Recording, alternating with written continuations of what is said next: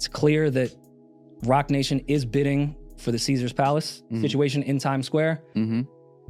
I don't even need to really explain how big that is. Hot tea, hot tea, hot tea, hot tea, hot tea. All right. So a lot of people want to know what Rory and Mal got to say about this Jay-Z lawsuit because they're always defending Jay-Z. And if y'all don't know, Mal has very close relations to Jay-Z. He's the brother of Big, who was the co-founder of Rockefeller Records. So I think a lot of people want to know, are they going to keep it real about Jay? Make sure y'all like the video and subscribe. Let's get it. Now, I think Puff is a nasty fuck too. Do I think there was maybe an agenda because of his situation with Diageo? Sure, but two things can be true. I also think Puff is a nasty fuck.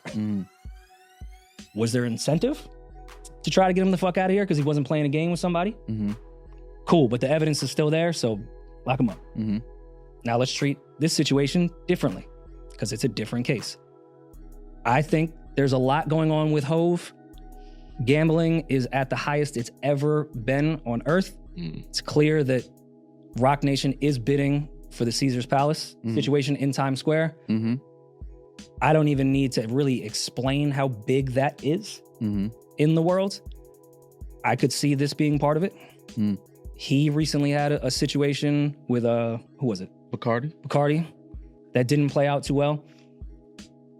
And I'm not saying that that is why people get accused.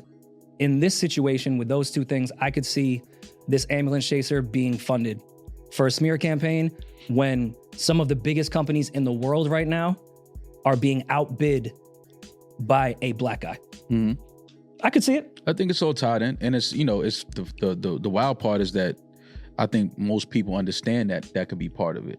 It's like, so we know what's going on. We know what happens when you reach certain heights and you reach certain levels and you start having certain conversations, you know, and rubbing shoulders with some guys that never thought that you would make it anywhere near their boardroom. And now they're sitting there and they have to outbid you. You know, people don't like that. So they, you know, they try to, you know, reach back in the past and find something, anything that will damage you, you know, the perception of who you are and the legacy that you've created. Just so it may kind of hinder, you know, whatever you're trying to do on the business front. It'll turn some people away. Some people might not want to be attached to you business-wise. They don't want to stand next to you anymore. It's a nasty game, man. It's a nasty game when you reach those heights. And, you know, I just think somebody like Jay is obviously, you know, if you listen to his music throughout the years, he knows what's coming. He's prepared for it. He understands the game that he's in now. He understands that he's not wanted in certain rooms and certain positions. You know, I just think it's fucked up and it's unfortunate that he has to deal with this. But again, man, I'm on the side of knowing who Jay is as a person, knowing his character, knowing where his moral compass is. And, you know, when you start talking about abusing, sexually assaulting kids, you know, that's just not in his character at all. Yeah. And again, I think everything is case by case basis. I fully think there's a bunch of nasty fucking people in the music industry. Oh, for sure. That Jay has rubbed shoulders with, clearly. Joint albums and everything. I totally get that outrage. And I think that's something that, you know, should have been addressed at some point. I think Ho probably thought it's just been so long that addressing the R. Kelly situation would have been weird. But I do fully understand people that are at least sane and not on the crazy conspiracy side of like, there's, you know, dead children in Beyonce and Jay-Z's basement. Yeah, I would question that as a casual fan. Like, all right, everyone knew, and you did a tour with him, and then Aaliyah was around. Like, I get the logic of that. It's not my place to try to explain it. It would be theirs. But I see why people want an explanation for that. That's all I'm saying, yeah. I get why someone would be like, okay, but this was not like some shit, but this was weird. I mean, but you say R. Kelly was rape. Right. But you say, see, that even when you say, you know, on tour with R. Kelly, did music, it's a bunch of artists that have toured with R. Kelly. It's a bunch of musicians that toured with R. Kelly. It's a bunch of publicists. It's a bunch of fucking like, so none of those people are considered nasty fucks? I agree with you. It's just the artist that did the song with him? And see, this goes back to our conversation, I think it was like at the top of this year maybe, where we came in here and said like, it's tough to go through with this music industry shit because no matter what, you're gonna feel like a hypocrite. Even if I don't know what people do in their own bedrooms, you rub shoulders in this fucking demonic, and I'm not doing Illuminati shit, this demonic industry. And shit comes out and it's you're like, fuck, like, it doesn't make you a bad person. You did not know, you did not participate, but you're still part of it. And to have an explanation for everyone that works within show business, all of us are gonna have to go to the podium and be like, well, yeah, I worked with him. I didn't fucking know him. Right. But some people say with Jay, you know, Aaliyah was hanging out with them, dating Dame.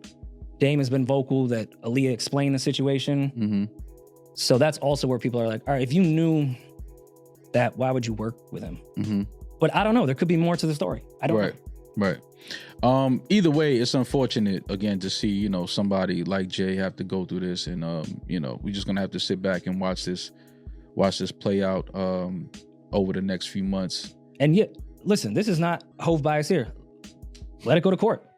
Oh, yeah. I don't think it's true, but if it's true, fuck him. Yeah, no, absolutely. And I Fuck mean, him.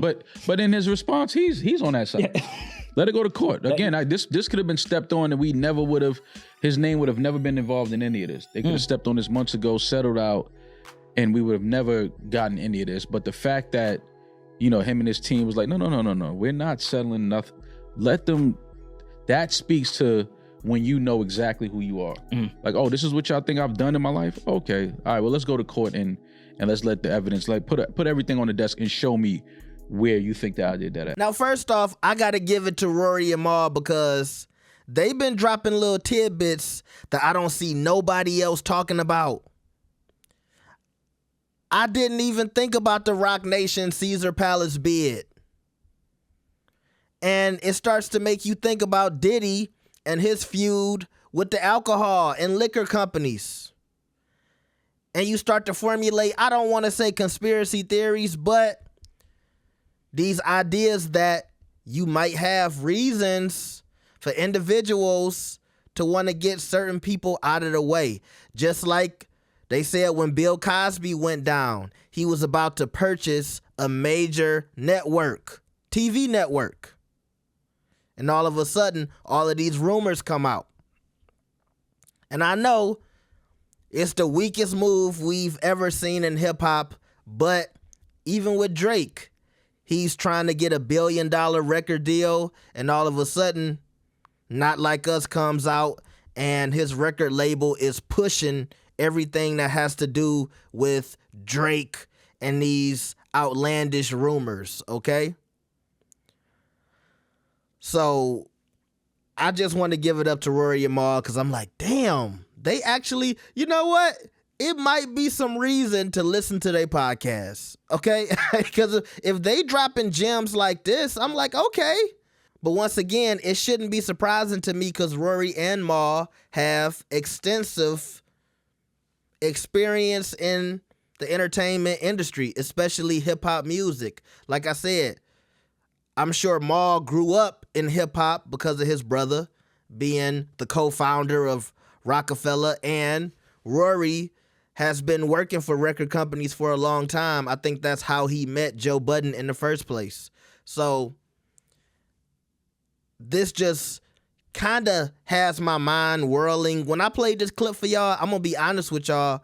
Sometimes I like to listen with y'all, so I'm just hearing this for the first time. And to go back to Rory's point about how big gambling is right now, there was talk, and I don't know if this is accurate or not, that Drake's gambling deal with Stake, he could have been getting paid out upwards of $20 million to $40 million a month. Now, that might be crazy, but when you think about all the money that these gambling companies are making, especially online gambling companies, you could say the same thing about casinos in Vegas and why that enterprise, just the whole thing with Vegas and gambling, it's been a prominent business for damn near 100 years. And once they was able to make gambling legal, Vegas hasn't been the same since. And that's because gambling is extremely popular, and especially right now, I hate to really just get into this, but I feel like when the world is going through or at least America is going through a tough economic situation, more people want to gamble to try to make money. And so I think that's why gambling is going up right now, because everybody's trying to get a chance. Hopefully I can be that lucky person to win $100,000, $10,000, $1 million, or just enough to get me by next month.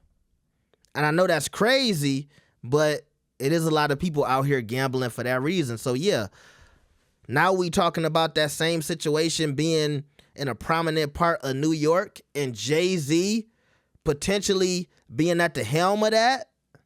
I can see some individuals not being too keen with that.